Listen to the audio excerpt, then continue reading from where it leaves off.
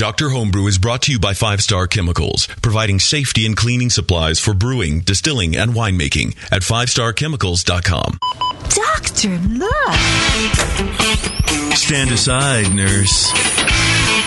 I'm Dr. Homebrew. Yeah, clear.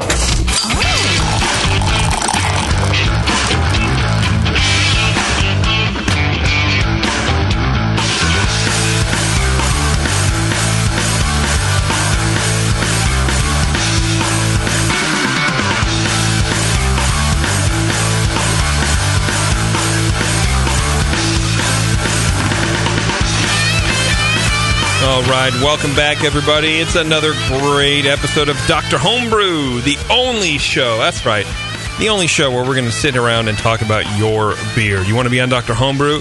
Email me, jp@thebrewingnetwork.com. But what is Dr. Homebrew? Let's get philosophical for a second.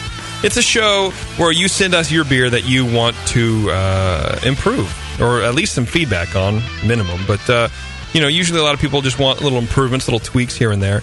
And they maybe don't have a homebrew club to go to, or they don't know any judges that they can call up and kind of say, hey, drink my beer.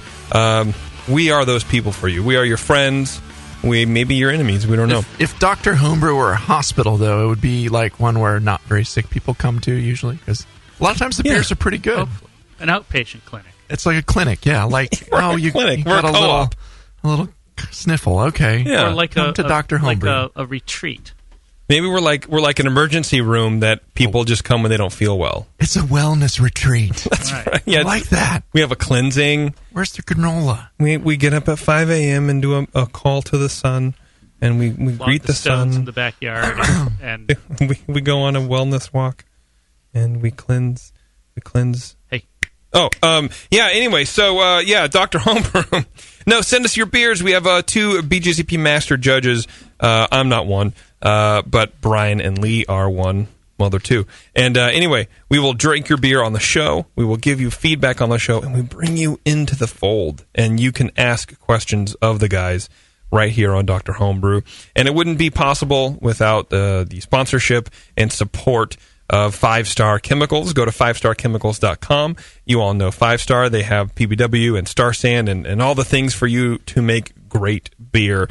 Probably at least the number one of the 3 things that I would always tell people: how do I improve my beer? Clean, sanitize. That's it. That's all you got to do. Wort chiller, yeast, clean, sanitize. That's it. Then you're making beer. You're making drinkable beer. Everything's great. Yeah, it works.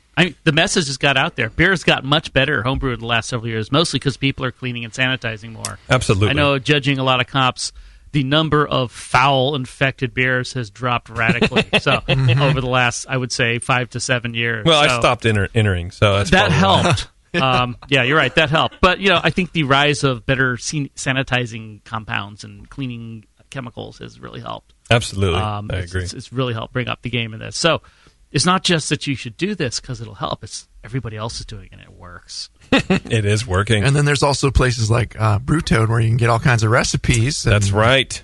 Brewing community just right there. If you are listening to the show and you are interested in actually reading an episode, reading a recipe from one of the people on the show, from one of the guests on the show, you go to brewtoad.com/Dr. Homebrew. And there you have the entire recipe. You can even download the audio from them too. And you can have the BJCP score sheets that Brian and Lee fill out. What is Brewtoad? I'm glad you asked. It's an online recipe formulation software. It's a cloud thing. It's a whole deal. You put your recipes in there, and I can go find them. That's the cool part about it. It's not just where you have all your stuff and it's yours and nobody can see them. Everybody can see them, and it's kind of cool. And you put your little notes in. Oh, this is what I would do different next time in case anyone's going to brew, or this is how my fermentation schedule went, or my mash schedule, or what have you, whatever you home brewers like to talk about. But it's all there, so it's all free. Also, that's even the best part. So enter an ingredient you want to brew with, like peanut butter or kumquat. Oh man, yeah, I had to make a couple ingredients when I was posting my stuff, and it's really easy. The other brewing softwares are kind of tough to do for me, but this is just like, oh, what do you want to call it? What does it do? Here it is, boom, and it's just in there. So it makes it easy for the NSA Homebrew Club to get at it. They don't even have to hack the computer. It's just right there online where they probably were going to get it anyways. Yeah, right. But Brew Toad is real cool. It's really stylish. It's really easy to use, and it's really neat. And plus, it's free, and they support Dr. Homebrew. So go over there, please check them out. brewtoad.com/Dr. Homebrew. All right, are we ready for this beer? Sure. Well, we're not ready to drink it yet, but we're going to have. We're doing two things. One, we're having one beer. Normally, we drink two homebrew beers. Today we have Chris on, and he has a extra special bitter, I believe is what it is. Special bitter. Excuse me. Not extra. What's different? The extra. This is a special just extra? Category or 8 premium as opposed to 8C. Yeah, they're a little bit different. A little Are less, they? probably you get a little less hop character, a little lower gravity in the special bitter than the ESB/pale ale category. Okay, good to know. Yes, I am a BJCP judge, ladies and gentlemen. That's right. And 8B. and then the second beer is not a homebrew version. This is Chimay Grand Reserve Blue Label, ladies and gentlemen, Blue Label. And the point of this, the guys wanted to get together and just kind of talk about this beer and kind of calibrate palates. Lee, you explained it a lot better than I did. The whole point of this was that unlike when people send us homebrew and we've got a couple bottles and the people who send us have a bottle, anybody can go out and buy this. We picked a beer that's pretty widely available. So you who are listening who have a bottle of this can sit and drink it alongside of us and kind of compare notes with us as we drink it and help sort of calibrate your palates and learn what to look for and use it as an exercise for learning to evaluate a beer. And that will also work in the world of podcasting when this gets uploaded somewhere shortly down the line. That's correct. We'll find a website for it. It'll be great. Some lost and found podcast show website. It'll be fine. Where can I go? Some repository. Anyway, so that's the point of and the Chimay I really enjoyed too. So I'm kind of excited. I've never really sat down and kind of judged it before, so I'm pretty excited about that. I think it'll be good. I think it'll be great. I know we have a couple people in the chat room who are going to do this along live. So you guys in the chat, if you have questions, feel free to ask them. And who knows? Maybe we'll take a phone call or two. That'd be kind of cool. It'd be unheard of on Dr. Homebrew. All right, well, let's get into a first break, and then I'll get Chris on the line, and we'll jump into his beer. Sound good? We don't have enough of it, but there's not a pool full of it. Yeah, we'll just spray it on each other. Cold out the same too. Thing.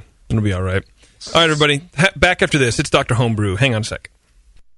Do you know the three most important rules in brewing? Sanitation, sanitation, and sanitation. And no one does it better than 5-Star Chemicals. 5-Star knows sanitation. You can only sanitize clean equipment. And 5-Star knows how to clean, too. For craft brewers and home brewers, 5-Star has what you need to keep your fermenters, serving tanks, kegs, and draft lines sparkling and free of any beer-spoiling bacteria. PBW, caustic, acid cleaners, Star Sand, SaniClean, lubricants and defoamers, pH stabilizers, and more. 5-Star Chemicals has cleaning supplies, safety supplies, heat exchangers, pumps, hoses, and valves. And 5-Star is proud to offer eco-friendly products that exceed customer expectations. If you have a cleaning problem, you need the 5-Star solution. Visit 5starchemicals.com or call 800-782-7019. 800-782-7019 and get the 5-Star treatment today. Hey, Wooly, I'm beat. Can we find a nice tree to just hang out in for a while? You're beat. I've been swinging through this forest for 50 years, ever since we first escaped from the circus. I know, but there's got to be more to life than exploring this creek and trying to populate the valley by copulating with loose, hairy girls. Marquis, stop. Look.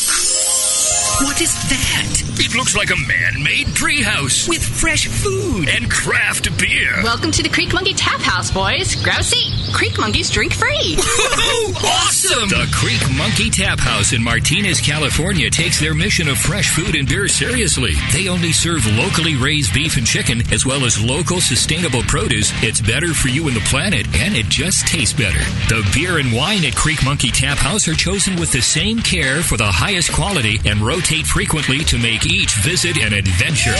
Swing on into the Creek Monkey Tap House and enjoy a new legend of amazing food, beer, and wine. The Creek Monkey Tap House, online at creekmonkey.com. Come along now. It's time for your medication. Back to Dr. Homebrew.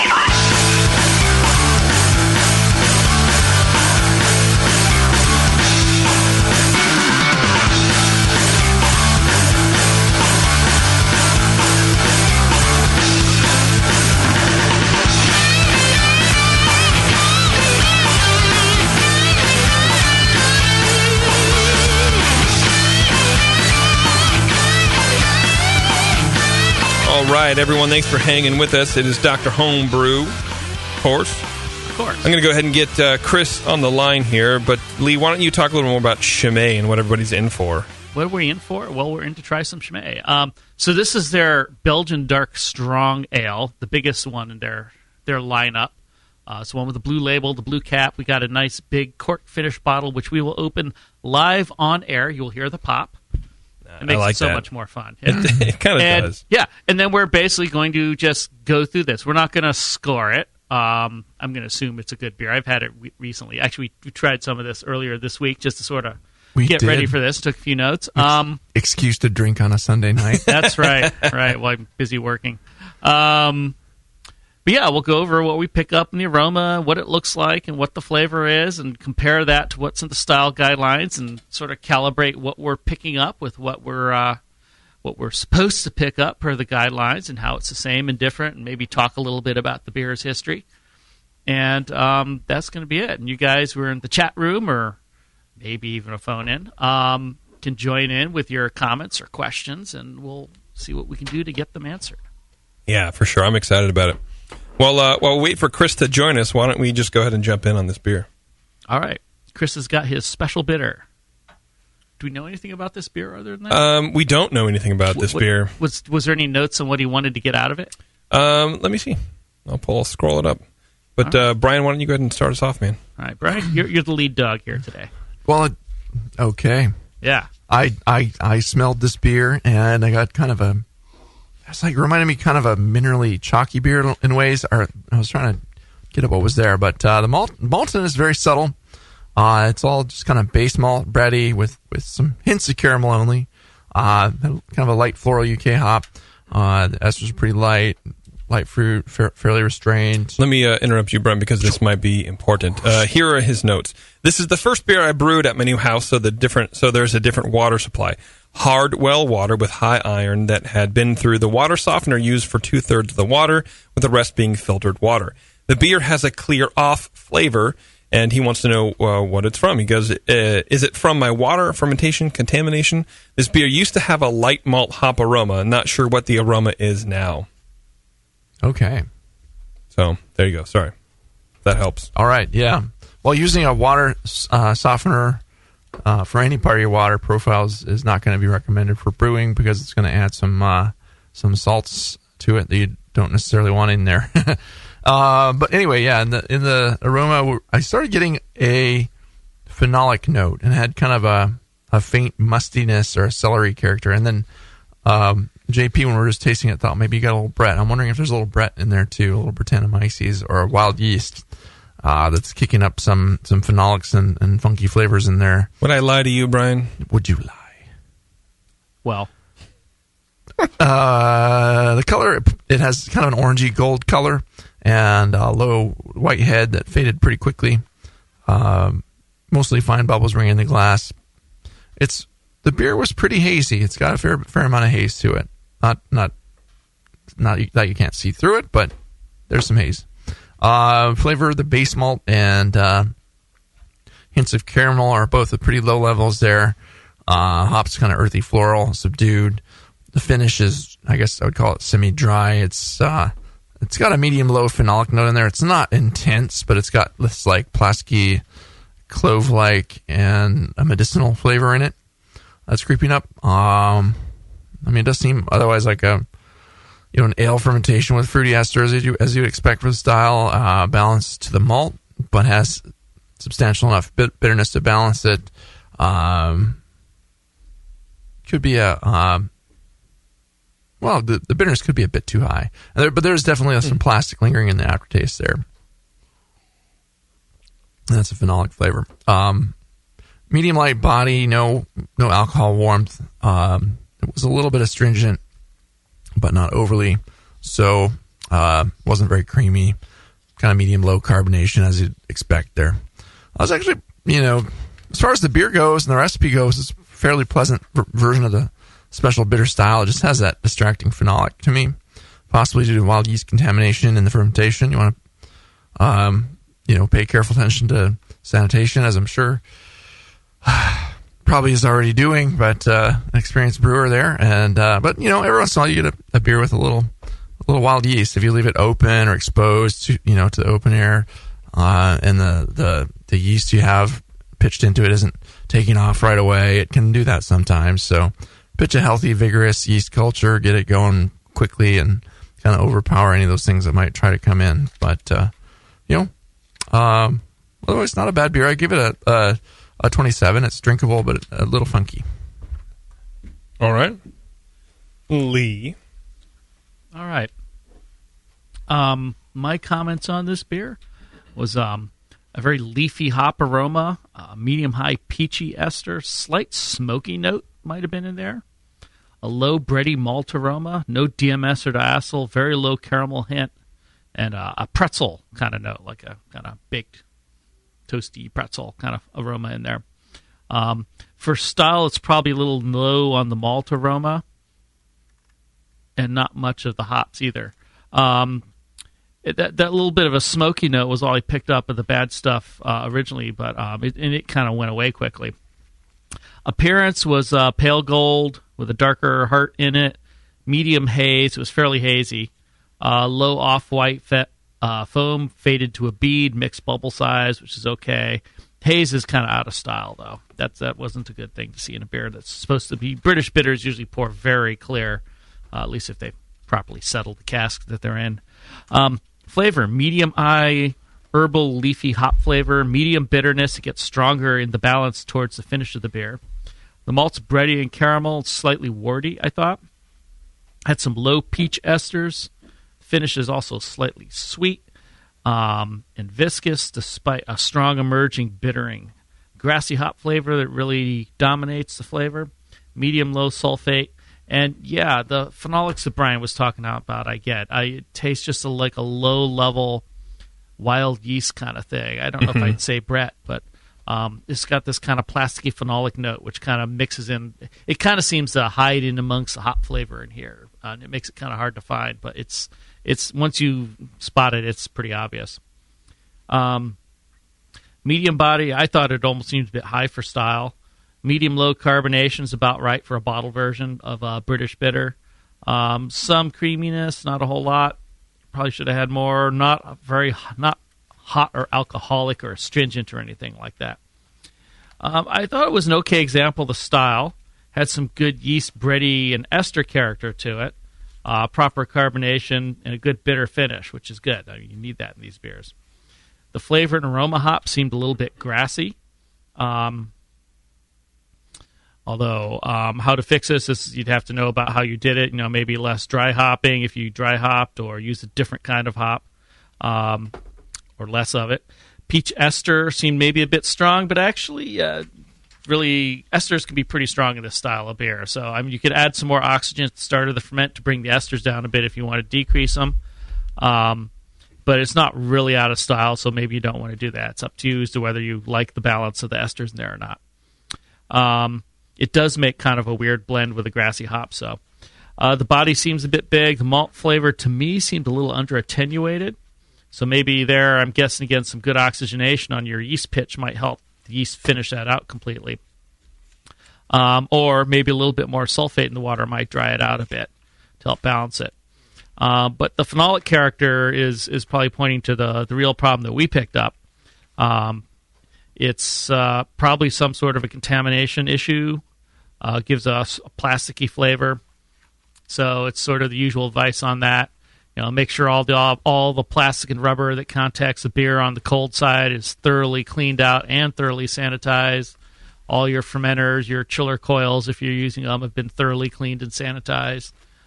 Do the same for any bottles you're putting it in, and make sure you really have the caps clean and sanitized before you put them on. Whatever sort of capper or bottle filler you're using, same info there. Yeah. That is kind of a source that many people may not really even understand. Yeah. Yeah. Well, I would probably guess that's not what's going on here, although it's hard to say, because we've had two bottles and they tasted pretty much the same, although, if you had a cloud of something in your bottling room, you could get that. As to what he was saying in his information sheet that he sent in about the hard water, the water softener, and the iron, Yeah. It does taste like pretty minerally water. Water softening is using sodium chloride to take the calcium and magnesium out of your water, which you want the calcium and magnesium in your water generally for brewing, and it's going to add sodium. So maybe not the best direction to go. It does, tasting it does seem to have a little kind of a salty edge to it, not like intense. And softened water has pretty low levels of sodium in it, but it's going to be more than it was, and maybe not going to help the beer. Gives it a slightly different edge with the malt. I think the sodium tends to accentuate the malt flavor a lot more. And maybe that's why it would seem a little under attenuated. But yeah, the water softeners, you generally exchange the hard calcium and magnesium for the sodium ions. So you're kind of switching one thing for the other there. You're better off to go for some RO water or something like that. Build it up. Yeah. I couldn't really pick up anything in particular I'd attribute to iron getting in there. He said he thought there might be an issue with that. Okay. I'm not getting in particular any sort of bloody, tinny, metallic flavor that you'd expect from a lot of that. But well, let's ask him. Chris, are you with us? I am, finally. Good. How you doing, man? I'm doing okay. Perfect. A little tired, but... Yeah, sorry about that. Thanks for staying up. You're an East Coast guy, right? Yeah. Yeah.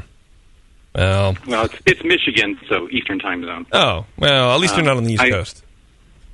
I guys get my iPad is trying to call you on the Skype if you wanted to do that. It's fine. We got you here. You have the Homebrewers Conference this year, huh? Oh, yeah. Are you going to be at the NHC 14? I'm planning on it. Nice. Ooh. Be sure to come up and kick Lee in the shins. That's why I wear shin guards. Right. At all times. Okay, well, now that we have Chris here, what do you guys want to ask him? Well, or what does he want to ask us? Yeah, tell us more about the water situation.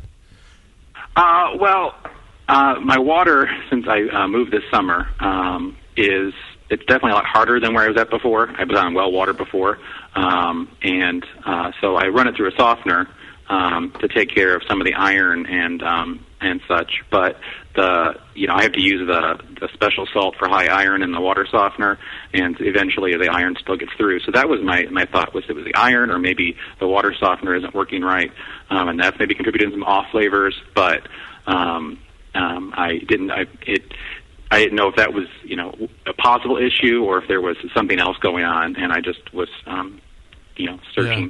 Have you done any subsequent batches since this one that had similar flavors, or have you gotten different results? I had one. I did a robust porter recently, and it seems to have the same issue. I mean, I just bottled part of the batch off, and I definitely. I mean, I get a little bit of a almost plasticky smell from it. Mm-hmm. I didn't hear all your guys' comments because of the Skype issue, but yeah, we got a little plasticky phenolic in it, definitely. And I wasn't sure if that was water contamination or what. So. Yeah, we thought, we would suggest, the common suggestion for that would be that it's a wild yeast getting in there and, kicking up some phenolics and a little medicinal, a little, spicy clove-like notes. But it's mostly plastic is what I got. And, yeah, that's a little weird. You guys don't get any meat, like that raw meat smell? It's like borderline yeast. Like a little... Here, smell it out of my glass. Maybe I got a little kind of minerally smell, but minerally... Yeah, I don't know. To me, that's almost like that kind of bruised peachy ester with maybe some autolysis. I don't know.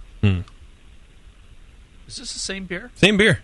It's just a shorter, wider mouth glass than these like 9-ounce shaker style that we're using. That's the aroma that I get. It's hard to even.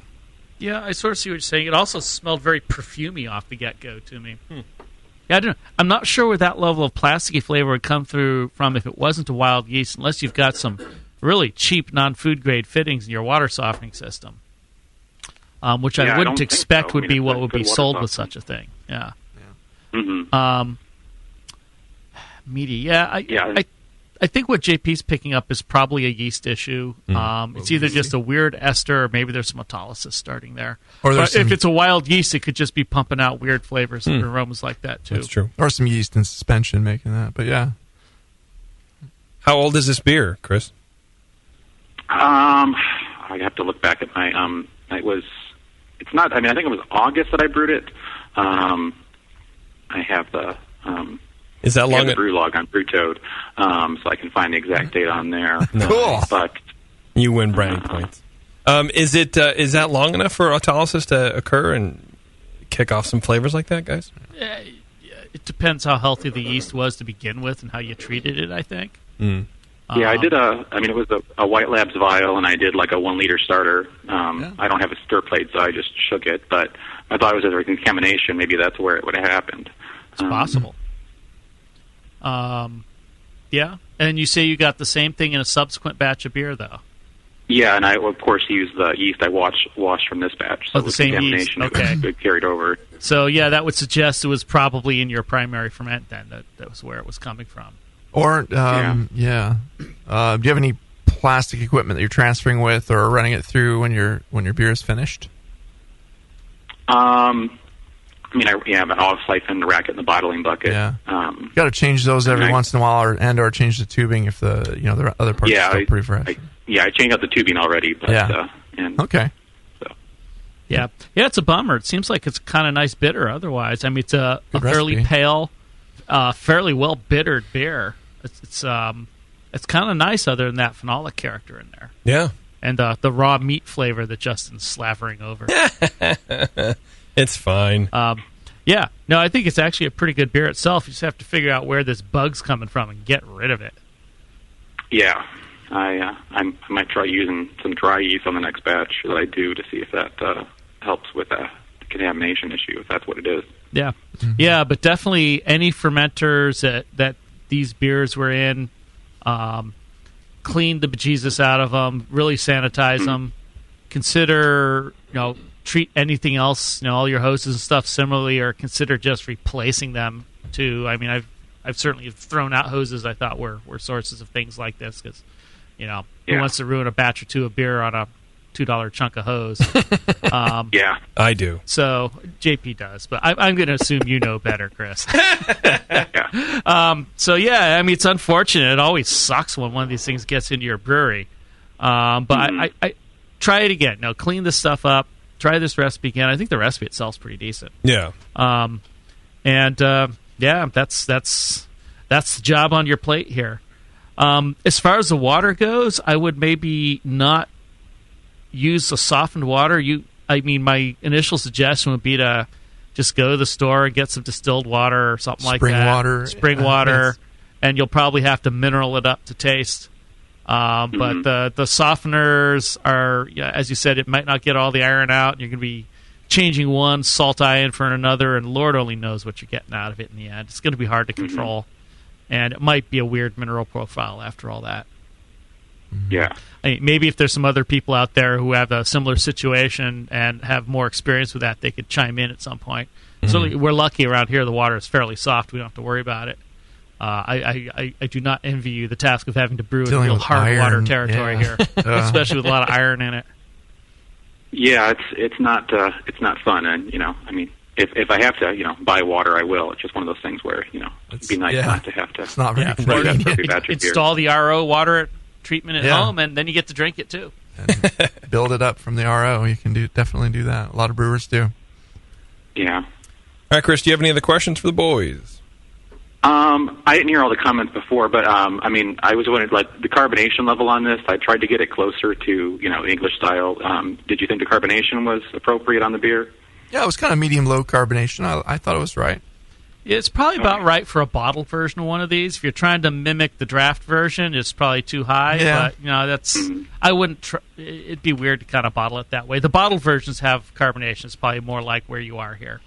Okay. If you're going to serve it on tap, I'd shoot for slightly lower carbonation than that. But that said, if there's a little microbe in here eating it away, it may not have to do very much with how you bottled it, but what happened later. Yeah. All right. Is that good? All right, Chris. Thanks, man. Thanks for sending beer in and for staying up so late. I really appreciate that. Okay, no problem. Thank you. Yeah. All right, buddy. Thanks. Take it easy. See you. All right, sorry for the Skype problems. No. See you see you in June, right? In June. Sounds great. All right. Don't say a word. Just come up and hug us. Just don't say anything. Just embrace. And bring us glasses of your Okay. much improved beer. Yes. I will try to do that. All right, bud. Thanks, man. All right, thank you. Bye. Bye-bye. Well, I think we changed some lives. That's nice. Yeah, sorry, Chris, we couldn't get you on to hear the whole entire thing, but Does he have to wait till January to hear our comments? No.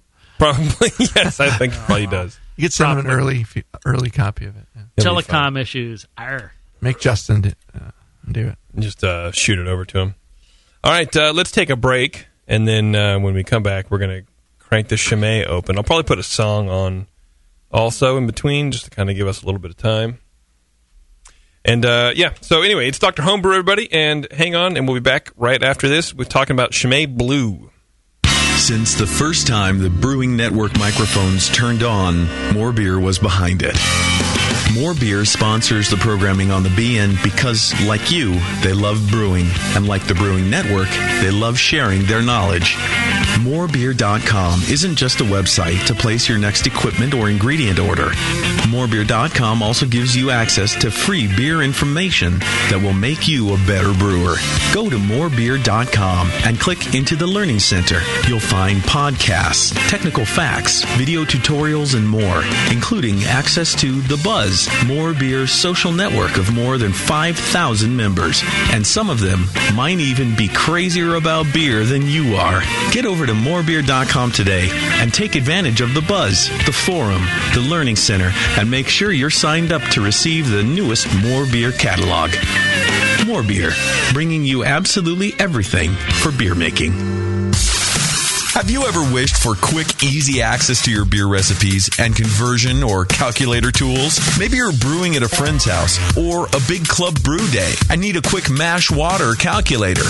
Or you're standing in your local homebrew shop and realize you didn't bring the recipe with you. Again. BrewToad is the answer. BrewToad.com is the best way to create, share, and discover homebrew recipes. BrewToad looks great on your desktop, but it really shines on your smartphone or tablet, so you can have it at your fingertips anywhere you go. Best of all, BrewToad is free. Check out the brewers, recipes, and great tools at BrewToad.com right now. More than 40,000 brewers already use BrewToad to document their current and past brew logs, track their recipes, and rank their beers. Sign up for your free account today at BrewToad.com. Make beer. Now count backwards from 100. 99, 98, that's it. 97, 96. Now back to Dr. Homebrew.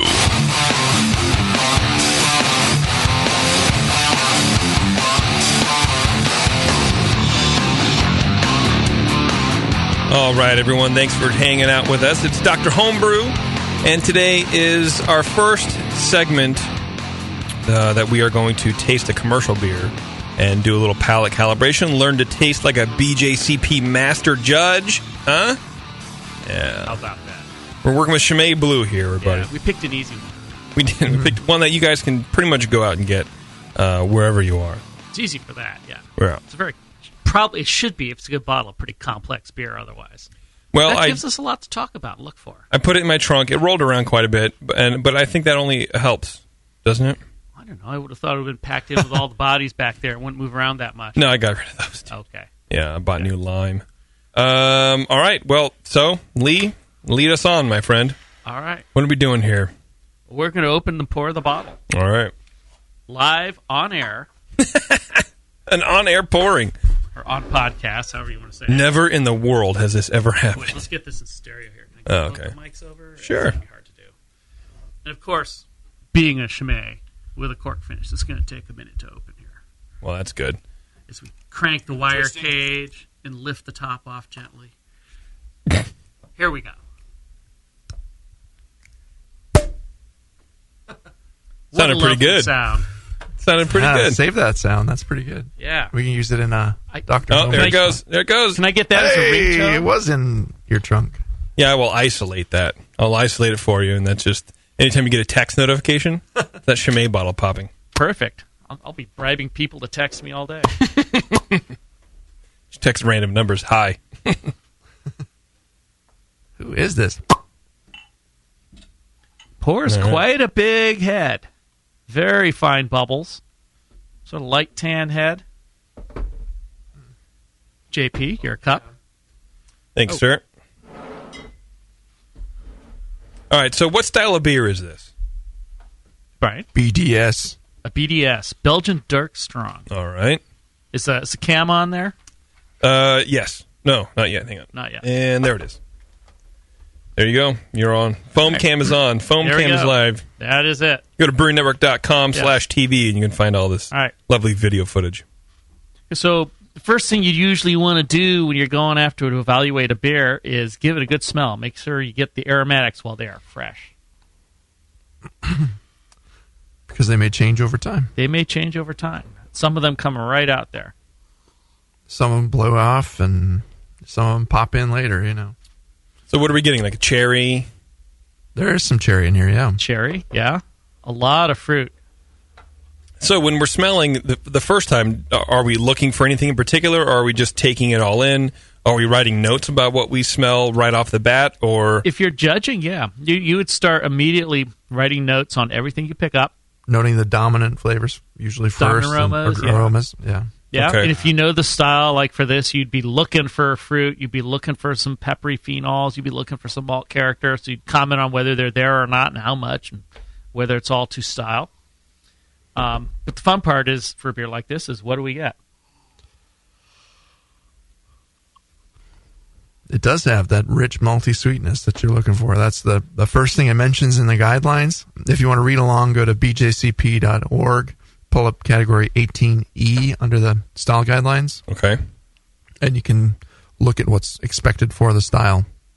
Or you can download the app on your smart thing. Yeah. So, I mean, I remember some of the fruit I got in here was cherry and raisin and some prune and even pear and white grape. We did a sort of a pre-evaluation on this on Sunday. Yeah, I heard. Yeah. Yeah. Well, you could have joined us. Now, the cork on the bottles that we had on Sunday was dated 5 of 13. This one is dated 12 of 12. So this is a slightly an older more aged beer. vintage. Yeah. That's actually what I would have guessed, just from the aroma. Because the one we had on Sunday was smelling a little more banana-like, and this one I'm not getting it as much. Yeah. Yeah, the fruit's a little muted in here compared to the other time. It's more of the cherry-like and a little raisiny under that, but yeah, you definitely get plum. Some of that kind of the cherry may be from Munich malt or it may be from ferment. It's hard to tell. Both of those would be good sources of that sort of estery character in this beer. And the other thing you would expect to pick up, typically in a beer of this type, you get some phenols in the aroma. Okay. So these are not the Heffa-style clove, but it's a more typical Belgian-style white pepper kind of aroma is the usual one you'll get. You can get some other things, but that's usually what you'd pick up. Okay. So white pepper. White pepper, yeah. And we're still just in aroma right now. We haven't even tasted it yet. We haven't. I mean, I've cheated. In theory, we haven't tasted the beer. I think everyone here's cheated by now. But no, I haven't. Right? Brian's a good guy. Okay. Brian's a stand-up man. That's right. We're judging this beer. We're talking about aroma. Why would I taste it yet, you guys? Why is it that it is important to do it in an order? Why is that? Like, why couldn't we just taste it right when it comes out of the bottle? So part is because the aromas are ephemeral. Now, some of them will go away over time, so you want to make sure you catch them before they're gone. Sometimes you'll get a lot of aromas that are just they're there and they're gone in a few seconds. They don't come back. So you got to catch them. Sometimes you might think that's not even important, some of them, but it's good to look for that. Okay. And the other is once you taste it, that's going to influence what you smell too. Okay. So smell before you taste. Yeah. Okay. Yeah. So I'd say the phenols, they're here, but they're not very strong in this, fairly muted beer. Yeah. The beer we had on, or at least the one I had on Sunday, and Brian seemed to have pretty much the same experience. Much stronger peppery phenols. Yeah. There was no way you would miss those. So that's a little bit different between this bottle and that bottle. But this is the kind of beer that you can age, and the character is going to change over time. The way you store it is going to affect how it comes across. And So I got this at our little liquor store in Concord called Monument. Liquors that has the really good beer, and they seem to treat it really well. So yeah, they do. Yeah. That's where I was able to score this one. So right. Hopefully it was stored well. Yeah, the one I got at my sort of neighborhood grocery store that actually carries some pretty good beer selection. And if this was the cork said 513, it's probably actually very fresh. I mean, that's this May. And if that's a bottling date, it probably sits and carbonates in bottle conditions for a month or two after that. And then if it's a month or two on the boat getting over here, that's pretty much about as early as you're going to get it, I would guess. There's a question, maybe not a question in the chat, but a comment. What temperature should this be? We do have a listener, Lulu Gumshoe, is in the chat, and she goes, maybe hers is too cold because she's not finding that pepper. So for me, I would serve a beer like this probably between 50 and 55. Okay. Ours is we pulled it out of the fridge probably 2 hours ago, right? It's a big bottle. Oh, I bought it. Today. At 6:40. Okay. So it's been out of the fridge since then, yeah. Yeah, it's not that cold. So yeah, I would not serve this fridge cold. I'd say about 50. Actually, some of these beers, I don't remember if this one's even had a serve at temperature thing on it. That's true. Some of those Belgian beers do. Yeah. This one tells you what kind of glass to put it in. No, this one just has the glass. No pint glass. Keep it standing up and no pint glass. Why do those Europeans want to control what Americans do? They're just control freaks. What can you say? Here we are drinking it in a mini shaker. Where's those?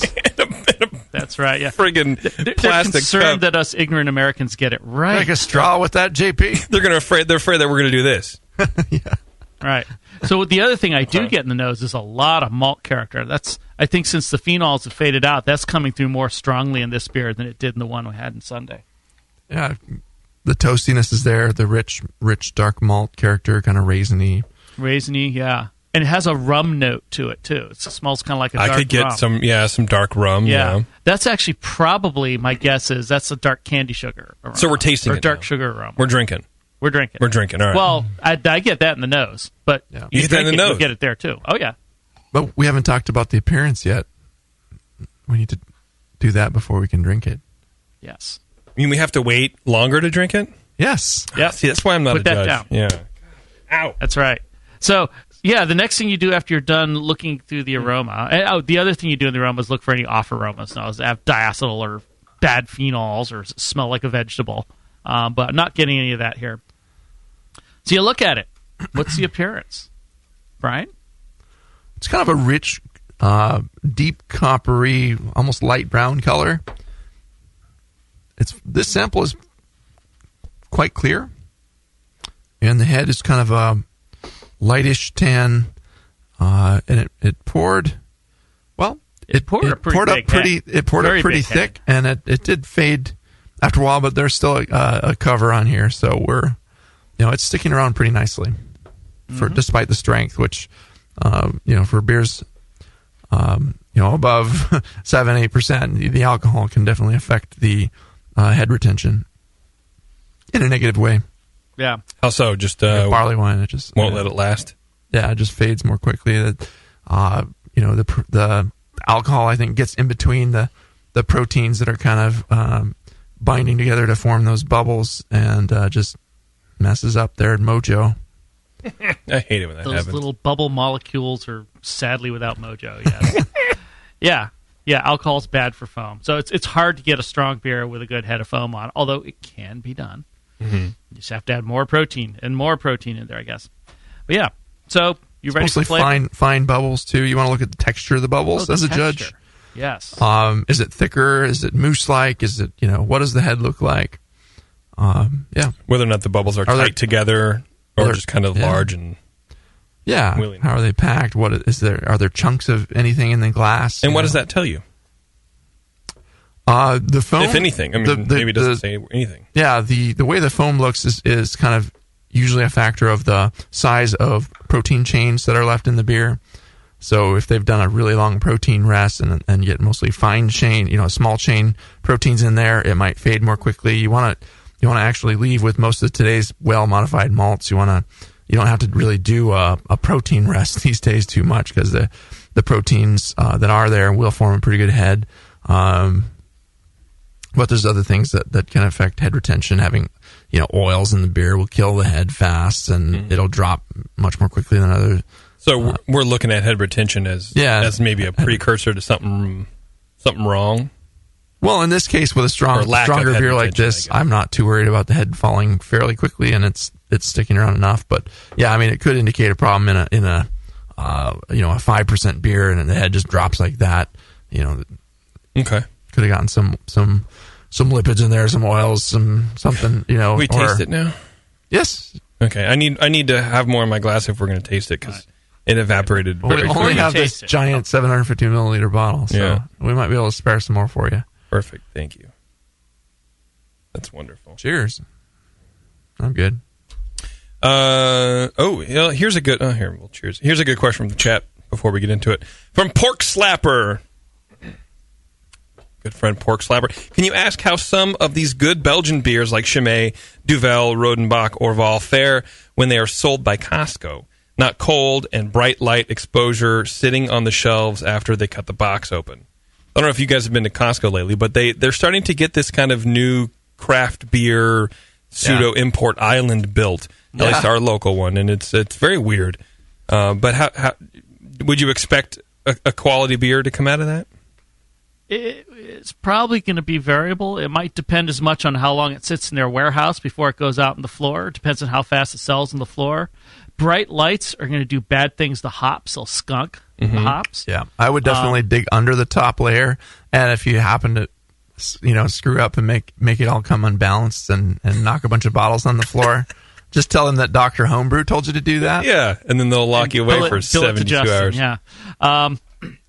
Yeah, that said, this is not a particularly hoppy beer, so it might not be too susceptible to that. But, even in the brown glass? Even in the brown glass, but, eventually it will do it. I've had plenty of beer in brown glass that sat out like that and got skunked. Okay.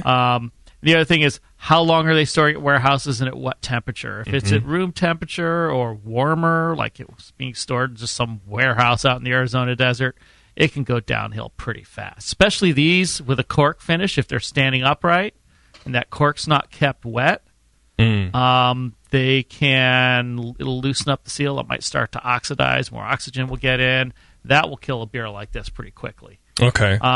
In general, unless you think a beer is turning over real fast under conditions like that, I wouldn't go buy something there if you want a good example of the beer. Yeah. If it's like, this year's release of Anchor Christmas, which is going to blow out in a week, it might not make much difference. We bought 2 cases of Celebration there. Yeah. I would expect that's probably going to be fine, although, like Brian said, I might still avoid the one that's open on the top. For something like the Chimay, it depends how fast you think they're moving it and how they're storing it. I think their case beer definitely moves pretty quickly because you go in one week to the next, it's something different. They'll have the Oktoberfest in October, they'll have the Celebration Ale out now, and in our area at least, and it rotates out pretty fast in the cases. I don't know about the 22s, how many of those they go through, but I would imagine a company like Costco, they only buy things that are going to turn over. Yeah, fairly they want that. They don't want product. several pallets of this stuff hanging around for longer than a couple months. But 3 days sitting under the lights and the fluorescence in there might really do some serious damage to a beer. Okay. Yeah, or a lot less time, even if it's bright. Yeah, just bust open one of those cases because they like to stack them on cases or have the full cases next to you. Open a case. There's more and more beers coming out, and I'd like to see all of them. Have a born on date, bottled on, or. Well, since it's a Trappist, it'd be like conceived on. Yeah, or like the Stone drink by such and such date. Those are cool. It's probably conceived 3 or 4 decades ago. Probably. Yeah. So, JP, have you tasted this beer yet? I have. Yes. I don't know. Am I allowed to? Yes. Okay. Yes. I have been tasting it, but I don't want to. Okay. What are you picking up for flavor here? Well, definitely get like powdered cocoa dark cherries. Yeah. Cool. Mm-hmm. Nice specific. Thank you. Yeah. A little bit of light chocolate. Mm-hmm. Cherry flavor. Raisiny. There's like a, just normal dark raisins, but even some golden raisin kind of at the end, kind of a lighter raisiny thing. Some spices, like some peppery notes. What about the elephant in the room? This is a 9% beer. Is it really? Do you taste any alcohol, JP? I don't at all. No. To me, this That's is smooth. It is very smooth. I mean, it's a little there's a little, I don't want to say bitterness, but there is a little firm kind of bitterness, and it's probably, I would guess, from the carbonation.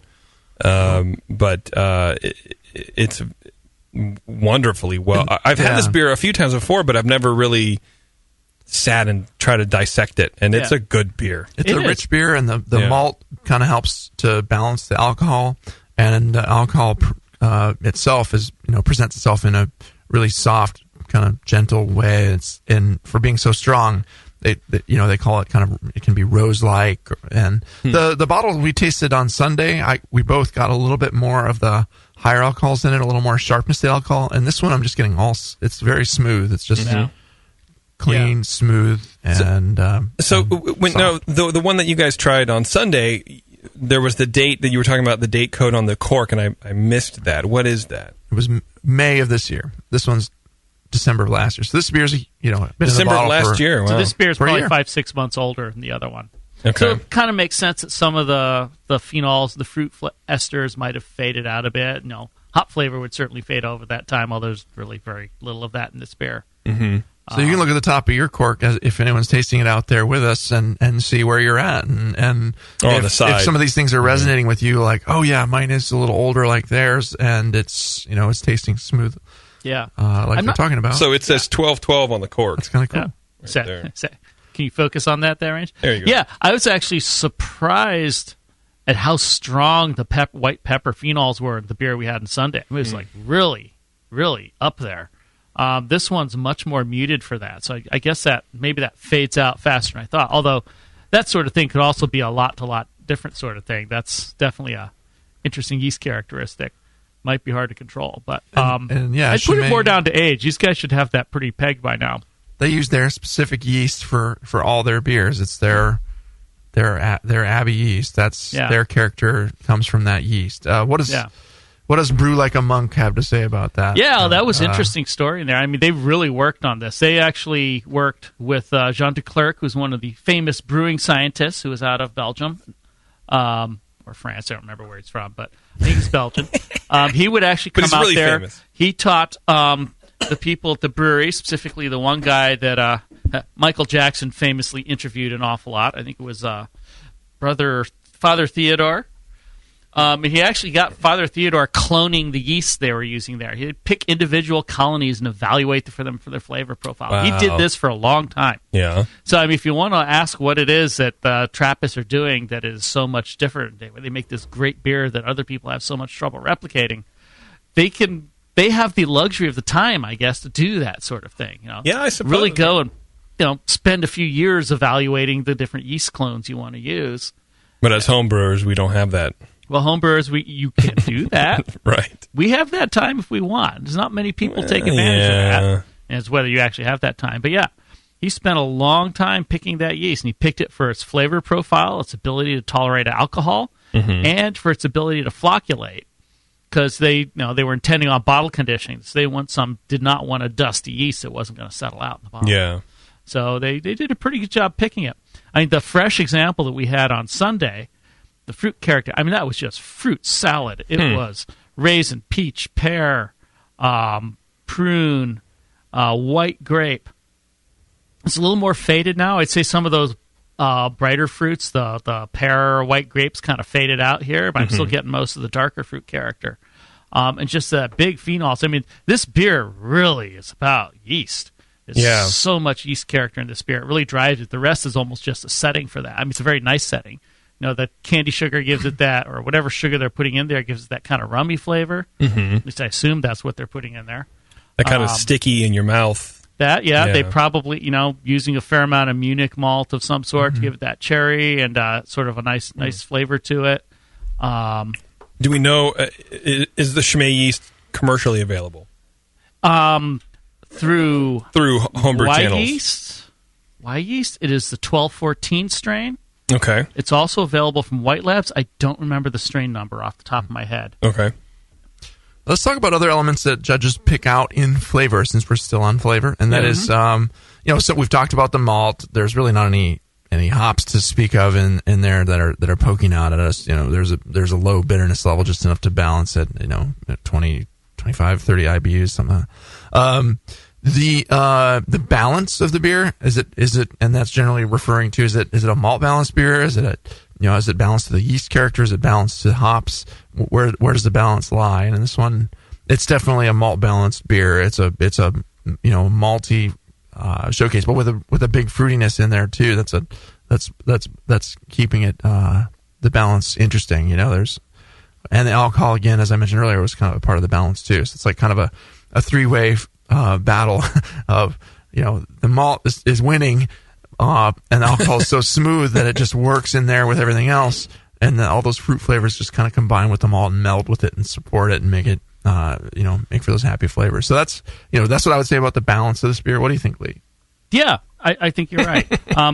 Belgian strong ales are interesting. A beer, even though it's been cut with some sugar to dry it out a bit, it's still a pretty malty beer. It's not like barley wine rich, but it's got a certain amount of sweetness to it. It's got a lot of malt flavor in there. Given the level of bittering that's in here, these things usually 20 to 30 IBU, you would expect it to be overly malty or almost sticky, but it's not. And the interesting thing is, bitterness is not the only thing which will balance out the balance out the malt flavors. Mm-hmm. Alcohol will do it. A strongly alcoholic beer will tend to dry out the palate. A high carbonation will dry out the palate a little bit and balance it out. And those peppery phenols will definitely balance out against that. So you combine alcohol, carbonation, phenols, and whatever's in there for the IBUs. Those things are all working to help balance out the malt. But it's a totally different sort of effect than you get out of, say, an IPA or a pale ale, which is malt versus hop. So when you were saying that, a 20 or 30 IBU with this malt bill, you expected it to be kind of stickier because it's lower and there's no bitterness to kind of balance all that out. Right. But you really are building a beer. They really are crafting this beer. Yeah, if you made the same beer with an American ale yeast, it would be a totally different animal. Yeah, totally. What would it be? Yeah. It would just be the alcohol trying to balance against what bitterness is there with the sweetness that's remaining, and it might not work as well with. You could get the alcohol and you could get the carbonation with that yeast. You could not get the phenols. And I don't think the alcohol would be as smooth as this either. Probably not. A little sharper, a little more hot, maybe. Yeah. Okay. So you would have to do a different balance with a yeast like that. Because the yeast, this yeast has been selected to tolerate this alcohol.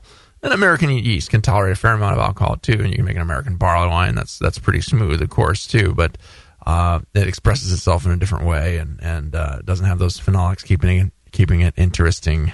So Lulu in the chat again goes, so dryness is a combination of yeast and sugar? So sugar will generally ferment out completely when you mix yeast. All the simple sugar just turns to alcohol and CO2. It leaves no residual. Mm-hmm. The reason why malt's sweet is it leaves all these proteins and higher order sugars that can't be digested and other things behind. So that's what gets you all the dextrins. That's what gets you all the body in the beer. So the alcohol, the just plain straight alcohol that's made when you add sugar into a beer, does tend to dry the beer out. Okay. And it makes it strong. It's finishing at a lower gravity. So if you're starting at, 1080 and it dries out down to, 1.002 or something, or 3, it's going to, that's a really dry beer. But yeah. But on the other hand, you could attempt to mash something like this at a high temperature, like 156. You get a lot of residual sugars. And then add in some alcohol to cut it out and a phenolic yeast, and you'll dry it out. You get this interesting sort of effect where your mouth almost can't tell if it's sweet or dry. It seems dry, but there's richness and there's sweetness, and it leaves your lips sticky afterwards. Some of these Belgian beers get like that. Yeah. We should talk about the finish, too. That's another thing that judges look for. It seems to finish, the finish is, deceptively seeming kind of sweet, although it probably is a fairly dry beer if you look at the gravity of it. We didn't put it in our hydrometer the other night, but. God, it might actually say in the book here. Where does it finish? Yeah. But it does have that the finish you kind of get at the end of the palate when you've swallowed the beer and kind of along with the aftertaste, the finish. Does it dry out on your tongue, or does it leave some lingering sweetness in there with the aftertaste? So it kind of finishes semi-sweet to me on this one. Yeah. So in the Brew Like a Monk book, this is Stan Hieronymus' really excellent book on Trappist and Abbey and strong Belgian ales. If you're interested in these sorts of beers, it's really worth getting. It doesn't give a terminal gravity, but it gives an apparent degree of attenuation of 89%. Wow. Which is pretty high. Yeah. So, I mean, this is probably a pretty hungry yeast, but also adding that sugar, which is essentially a 100% conversion from the sugar, will bring your attenuation. Is it 100% like the dark candy sugars? Will the yeast crush all of that? There might be a little bit of residual from some of those. I mean, there's the caramelization reactions will make some other compounds, so it's probably not quite 100% there, but it's probably going to be way higher than it is with malt. What you should talk about, too, is apparent attenuation versus actual attenuation. So, like, if you put 100% sugar in there, it would probably attenuate out to below 1 because alcohol is lighter than water. The resulting combination of alcohol and water with whatever sugars is left would be less than, lighter than water itself because of the alcohol that's there. But there's still some sugars remaining. I would imagine that, because alcohol itself is like what, 0.7 something, it's like 7.9, 0.75, 74, something like that. Yeah. So I just point out that I'd be willing to bet at this point, when everyone's drinking along with us, they have put the wire cage back over the cork that's sitting on the table. I guarantee it. It's just that's what you do. I noticed Lee doing it. I'm like, wow, I actually took him a long time. Everybody does it. You can't not do that. You can't not twist the friggin' cork back into that cage. Little guy here, and he needs a hat, right? So you gotta. He broke his neck, right? And it just keeps him straight. So you gotta play with it. Yeah, there you go. So I guarantee it. Anyway, that's why they put those things in there. That's right. Yeah, they don't need a cork and cage. It's just it's a toy. Right. It's the Happy Meal toy. Yeah. So other flavors that we get here. I mean, there's a lot of fruit in this beer. We've already talked about that. I mean, this yeast pumps out a regular fruit salad palette. I definitely don't get the fruit salad stuff, but those not darker fruit salad like the classic cheapo picnic dish. But there's the cherries, the raisins, the prunes, the plums. We got a little banana the other night, which I don't know that I'm picking up here. I mean, yeah, if I looked for maybe it a little bit like a banana bready thing. Yeah. But it's hard to find. Yeah. So when's the brewer going to call in, JP? You said you were going to get the brewer on. Yeah, how about some other? Can we take some calls? Is there anybody that wants to call us? No, nobody wants to talk to us. Skype. Yeah. I mean, what do you think about the malt flavor in here, Brian? It is rich and has some kind of Munich-y like tendencies to it. Some toastiness and rich breadiness like bread crusts. And I always like that description. Expresses itself in a kind of raisiny way with the esters that are there. Sometimes it's hard to say, is the fruitiness in the beer coming from the malt or from the esters, because you can get different fruit flavors like Lee was hinting at earlier from the malt itself, like a little cherry-like tendency. Cherry from Munich and plum from Special B, both of which could be contributing actually here. Yeah. Certainly you can do that at home.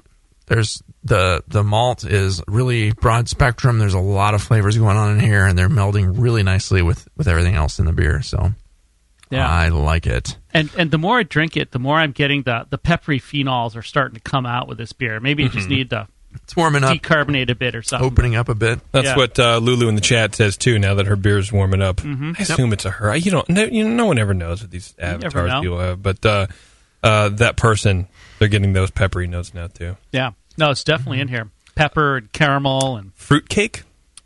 Yeah, the word just has such negative connotations, but sure, the candied element to that. We're talking all these fruits and rum and bready, and it is very candy-like. There's some definite tendencies in there.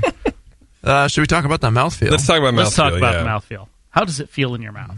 And that's actually an interesting point. So for people who haven't ever done beer judging before, what is mouthfeel? It is exactly what it says. It is not flavor. It is not aroma. It is the tactile impression that the beer has in your mouth. So it is viscosity, or the body of it. How thick does it feel? Is it light and watery, or is it motor oil-like?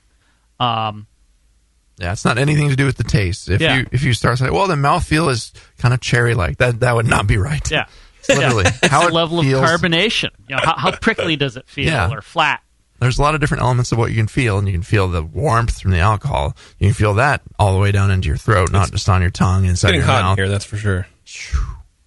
And creaminess is another element.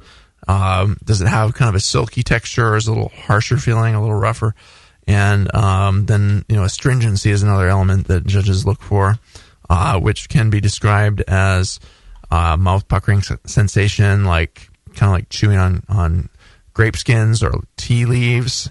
If you put a tea bag between your cheek and gum, and you'll get caffeinated nicely if it's black tea, I suppose. But it's like it's vulgar. Dude. But your mouth is going to feel like up. puckered. Yeah. It's not anything to do with the flavors of it, which would be probably weird.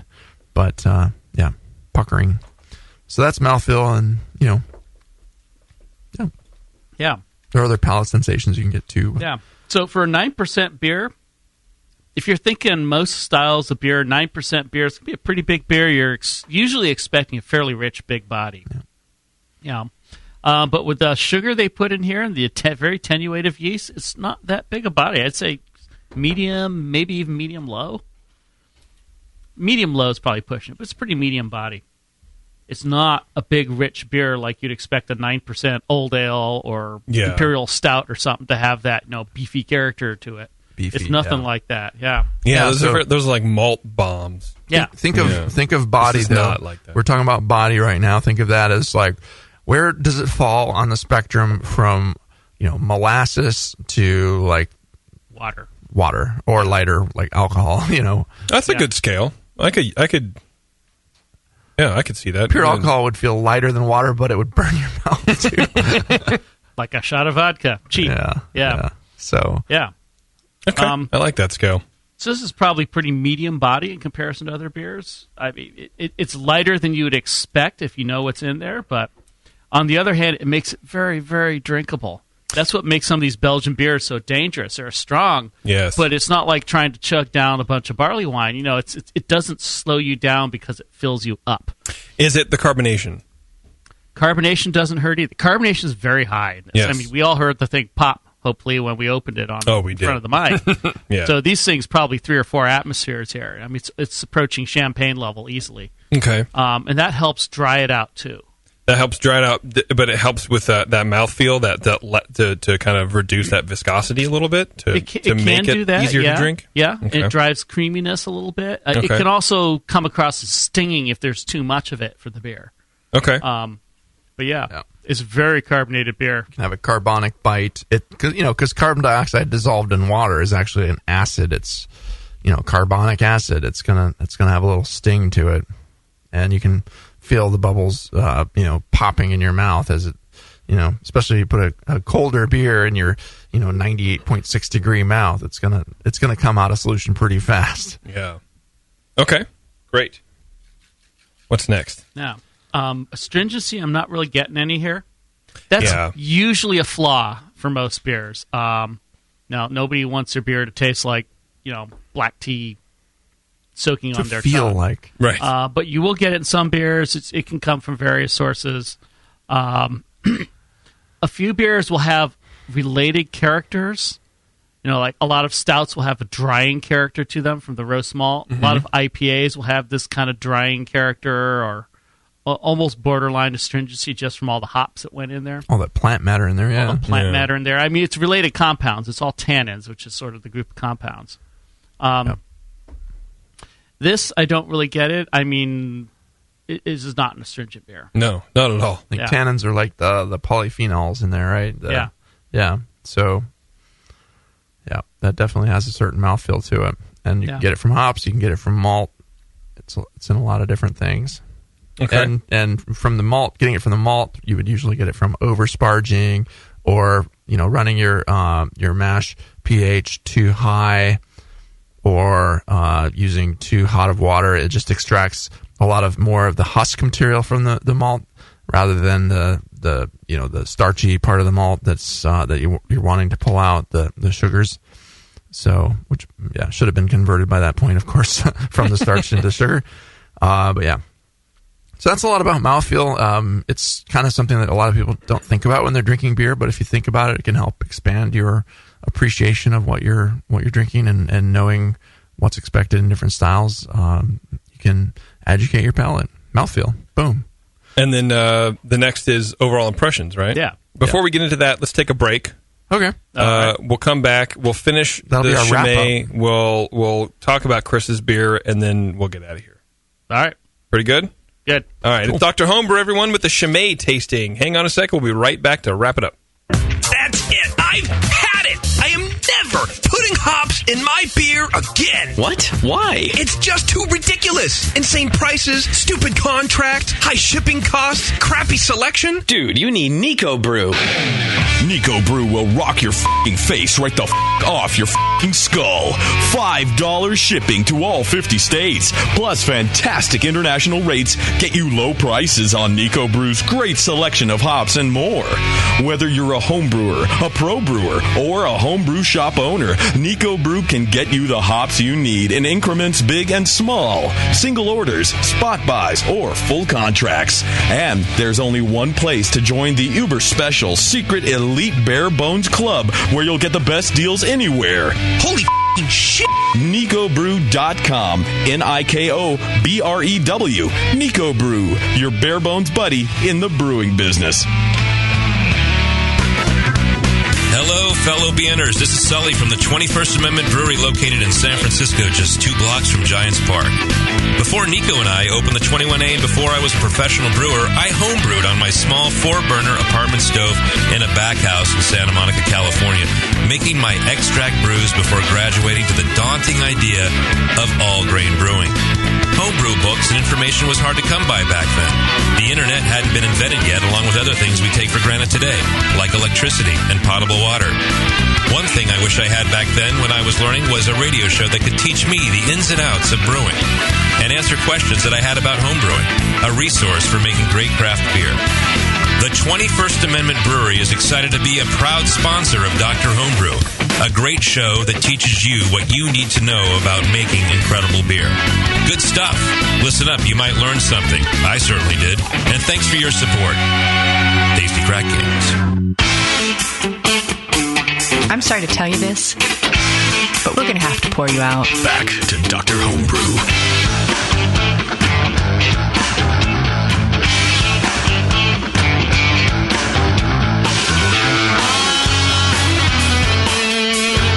All right, everybody, thanks for sticking with us. We're about to wrap up our Chimay tasting, our little BJCP master course here in Chimay, or Chamois, as I call it, where I grew up, in the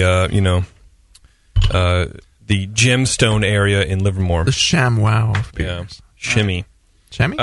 All right, overall impressions. What are the overall impressions of this fantastic beer, besides fantastic beer? It has all the elements I'm looking for in a Belgian dark strong.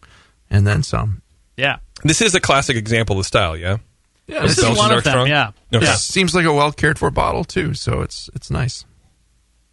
Yeah, they do a good job of Monument over there. The bottle we had the other night, I would say that the higher alcohols in that could be dialed back a little bit. But this one, it seems to have aged out. So, sometimes your suggestion for improvement, which is a necessary part of your overall impression section of the score sheet, would be to let it age a little bit longer, or care of your yeast and selection of your yeast to make the beer even more enjoyable. If you scored the beer less than 50 points, what would you do to make it that 50? Mm-hmm. Right. Yeah, and age can be a different thing for different beers. I mean, obviously, barley wines, imperial stouts, people will age those for considerable lengths of times. You can do this quite often with Belgian strong ale, especially the darker ones too. They will age well. I was just talking with Brian. If you go to some of the bars in Belgium, especially like the Culminator in Antwerp, they will have bottles of something like Chimay and a lot of these other strong darks and lambics and gueuses and all that good stuff going back 10, 15, 20, 25 years sometimes. I don't know how you just don't stay there for your whole vacation and just drink all these old beers. Well, did I say I didn't? Well, that's true. Yeah. So something like this you could age. And the fact that we can pick up the difference in flavor between something that's 6 months and a year old is probably not surprising. But, these things will continue to develop maybe for several years or maybe even a couple of decades. show interesting flavor development. As long as you don't start getting oxidized, which is the usual bugaboo you get with badly aged beers, where you start getting cardboard flavors, papery flavors, that's bad. You can get a better form of oxidation, which will generate sherry flavors, which can be good in some beers. So how would you prevent that? You were talking about moist cork.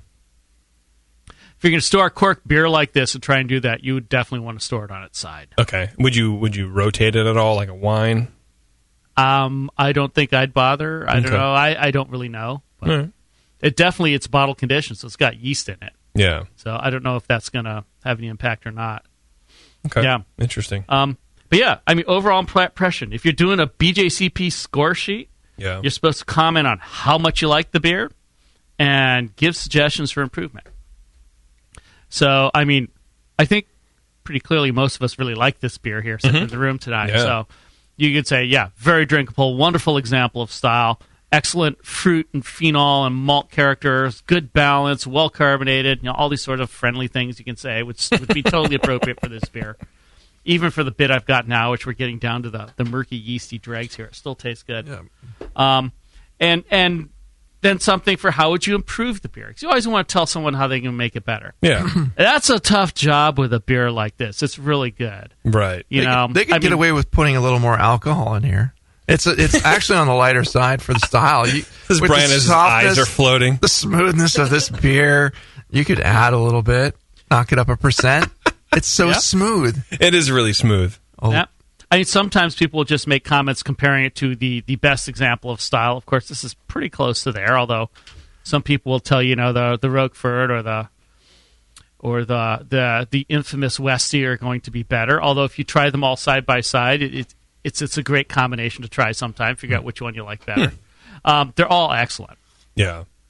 But yeah, if there's something you can say about how to improve the beer or what you would like to see in it, or even just at the very high level, kind of your preferences or comparisons to other beers and how you would make it more like that, you can put that in there. Although you shouldn't let personal preference come into to play. You want to just judge the beer, just objectively as much as you can, and according to what the style guidelines say.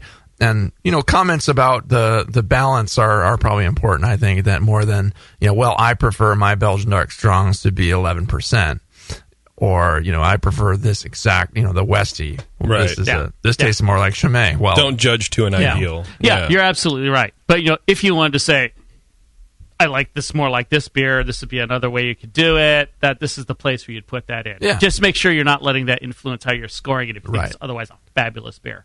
Yeah. And this is a really nice beer. I mean, it's just it is very good. So, what would you score this beer? Well, first of all, actually, what would be your room for improvement? I mean, every beer is it a 50-point beer? Would it be to drink earlier? Would it be to not let it get so old? Well, I mean, for a beer like this is a tough question. Having had that really fresh one a few nights ago, I'd say, serve this younger. It was so much. The fruit character in that was just mind-blowing. It was so good. And it's like, I hadn't focused on a glass of this stuff in years. It's probably not that often you're going to get one that's fresh. But, wow, what a difference. No, I think, But, I've had very aged versions of some of these strong dark ales, too, and they can be wonderful. They're very different.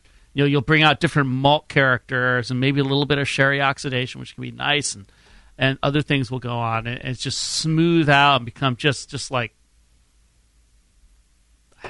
really smooth, really wonderful. I remember I had like a several-year-old version of one of these, and it's just like had this almost leathery character to it. It was smooth as oil, just about. I mean, it wasn't oily, but and it was completely different from all the bright flavors that were going on in the one I had the other day. But it was equally wonderful in its own. So I'm not sure I would say age is somewhere where I would critique something like this on. The one we had the other night had a touch of heat to the alcohol. It was a little bit hot, I would say it was flat out solventy, but it was starting to get get in that direction with the alcohol. So I'd say for that one, try and throttle back the ferment temperature a little bit, or a little more oxygen or something like that to make these happier, and magically try and find some combination where you can do that without losing all those wonderful esters and phenols. But that can be hard to do. I mean, these guys have been doing this for more time than I can think, and I'm sure they've got this very dialed in. But that's on the one we had on Sunday, what I would say. This one, I'm not sure what I would say about this one to make it better. Well, what would you score it then? What would be your score? Probably mid-40s, which is a very good score. There's a psychological barrier to scoring high. Of course there is. You almost never see anyone score a beer 50 points. Yeah. Anything over 45 is getting into holy mackerel territory. Yeah. It's like you'll see that once in a while. I give this 46, the one on Sunday, 43. Holy mackerel. That's right. Holy mackerel, Brian. That's where I'm at. Okay. Well, the chat room loved it. Yeah. What do you guys think? I think it's pretty good. I think it's fun. An excellent beer. It's a fun exercise. I hope people like this. And I think it's important to learn, not only to send your beers in and ask questions and hear the thought process behind how we score homebrews, but to do the same thing on commercial beers.